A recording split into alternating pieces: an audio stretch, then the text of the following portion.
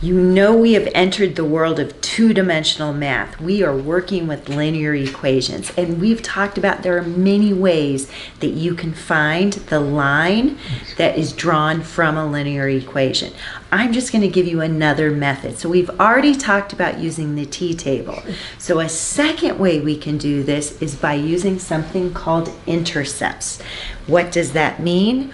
Well, we know that every line is going to have to cross the x-axis at some point, and that would be called the x-intercept, and it has to cross the y-axis at some point. So we're taking that concept of wherever it crosses the x and wherever it crosses the y, we're going to find those 2 points, and then we're going to connect those 2 points with a line.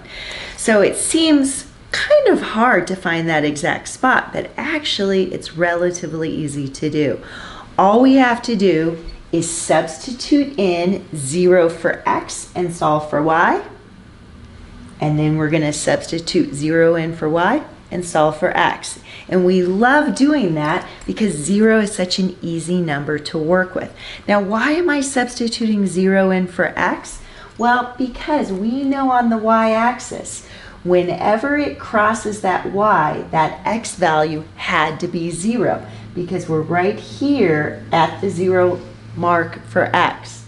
And we also know that wherever it crosses the x-axis, that y value had to be 0. So we're taking that concept of what we know about those ordered pairs and we're plugging the 0 in and solving for the opposite variable. So how is that done?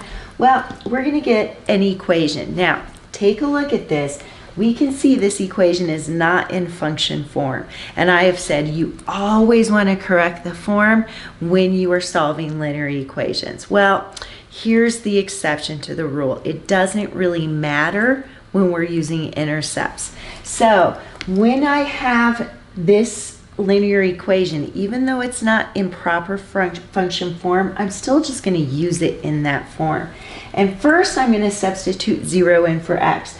I literally replace this x with 0. And we know that 3 times 0 is 0, so I'm left with minus 2y equals 6. Well, that then just becomes a one variable equation, negative 2y equals 6. And we know it's a one-step equation, so all we have to do is divide both sides by negative 2, and I get y equals negative 3. Now there's my ordered pair, because my x was 0, and my y is negative 3. I just found my first intercept. And if I go to graph that, I go 0 for x, and I go negative 3 for y, and I can see that line that matches this equation has to go through this point on the y-axis. Okay, but I'm not done, because I have to have a second point in order to connect the line.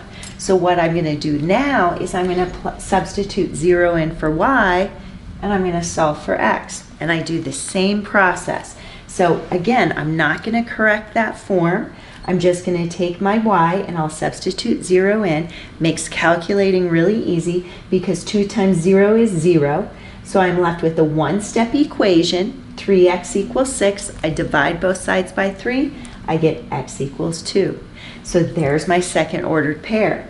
When x is 2, y was 0. So now I can go find that point. So when x is 2, y is 0. Okay, now that I have my 2 points, all I have to do is connect them. And remember, every single point on that line is a solution to this equation. So I'm just going to use a ruler to get my line really straight. And there would be my line. So literally, I could go to any x value and come down, and that would show me the y value that would match it. And it's always an ordered pair value for that. That is the benefit of using intercepts. It only takes 2 equations in order to solve because we're only finding the 2 points. It's pretty easy. It's not the only way. We could still use the t-table. It's just a second method. You get to choose which method you find the easiest to use. But for today, try out intercepts and let's see how you like it. Good luck.